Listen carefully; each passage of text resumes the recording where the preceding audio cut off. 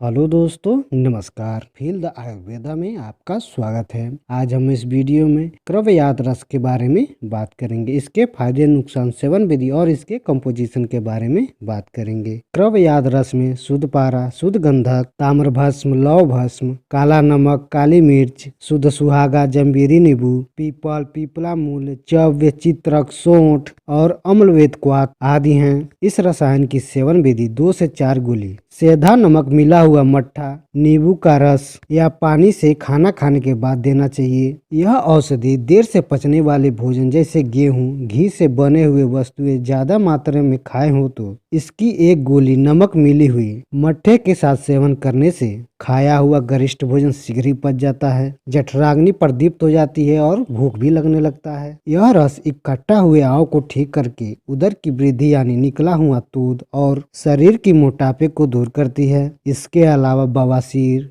पेट दर्द, गुल्म रोग, प्लीहा, ग्रहणी, खून आना आदि रोगों को ठीक करता है। यह औषधि पाचन अग्नि को बढ़ाती है, जिसमें गरिष्ठ से गरिष्ठ भोजन खा लेने से यह औषधि 6 घंटे में पचा देती है। इस औषधि के सेवन करने वालों को फल, दूध अधिक मात्रा में सेवन करना चाहिए। यह रस अग्निमाद के साथ साथ और भी कई रोगों को ठीक करता है, जैसे उदर रोग, फेफड़े और जिगर के रोग में बहुत लाभदायक है। यह रस आम और कफ को पचाकर पाचन पित्त को शक्तिशाली बना देती है। अजीर्ण, हैजा, गुल्म, अफरा और अरुचि में बहुत जल्दी लाभ करता है। भूख कम लगने वाले लोगों के लिए बहुत ही हितकर औषधि है। जलोदर में भी अन्य दवाओं के साथ देना लाभदायक होता है। पाचन पित्त की कमजोरी से जठराग्नि धीमी हो जाती है, जिसमें खाई हुई चीजें अच्छी तरह से नहीं पचती, जिसमें आम रस इकट्ठा होने लगता है। आम ज्यादा इकट्ठा होने से आम के साथ अनपच्य, दस्त में अन्न पानी की तरह पतले हो, इसके अतिरिक्त पेट में दर्द हो, दस्त में कब्जियत, पतले दस्त होना, ऐसी स्थिति में क्रवयाद रस को छाछ के साथ देने से बहुत शीघ्र लाभ होता है और पाचन पित्त भी बलवान हो जठराग्नि को शक्ति प्रदान करता है। अजीर्ण रोग पुराने हो जाने पर मल इकट्ठा होने लगता है। मल इकट्ठा ज्यादा हो जाने पर दूषित विष की उत्पत्ति होने लगती है।